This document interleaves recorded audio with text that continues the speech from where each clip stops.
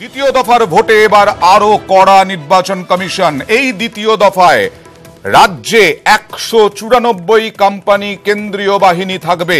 বৃহস্পতিবার দ্বিতীয় দফায় জলপাইগুড়ি, দার্জিলিং, রায়গঞ্জে ভোট।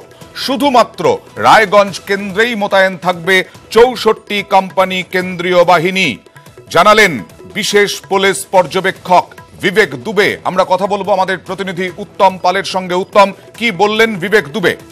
হ্যাঁ অরুণদা, আজ দুপুর 1টা নাগাদ উত্তর দিনাজপুর জেলার রায়গঞ্জ মাল্টিপারপাসে আসেন বিবেক দুবে।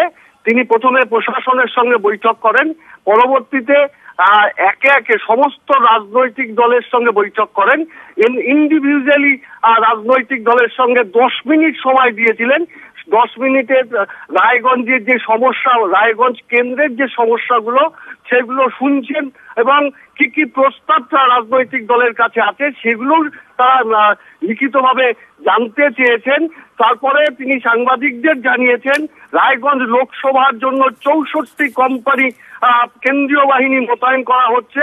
মূলত 80% বুথে কেন্দ্রীয় বাহিনী মোতায়েন থাকবে। এছাড়াও 20% বুথে রাজ্য পুলিশ থাকলেও কেন্দ্রীয় বাহিনী সেগুলি টহলদারি করবে, অর্থাৎ কোন রকম সমস্যা হলে সেখানে পৌঁছবে কেন্দ্রীয় বাহিনী।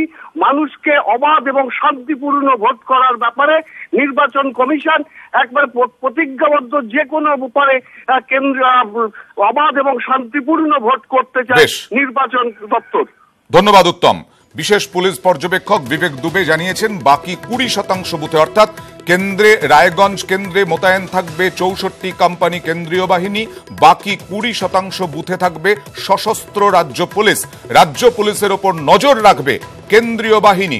রাজ্য পুলিশের ওপর নজর রাখবে কেন্দ্রীয় বাহিনী।